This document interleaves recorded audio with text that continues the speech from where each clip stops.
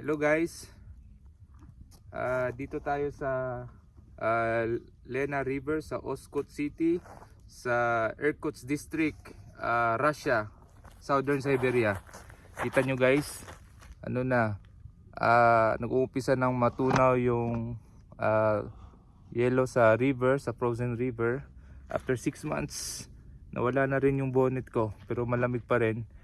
Negative 11 to positive 3 degrees Celsius yung spring dito. Mayroon pa rin mga snow. Kita nyo yan, may nag-ice fishing. Yan.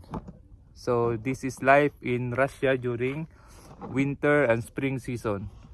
Iba ang spring dito guys. Ano pa rin, marami pa rin snow. Minsan makapal yung snow. At unti-unti na rin tumutubo yung mga kahoy.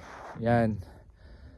Patay pa yan pero dun sa harap, yan, green na guys. So ito yung buhay sa Siberia. Napakalamig dito guys.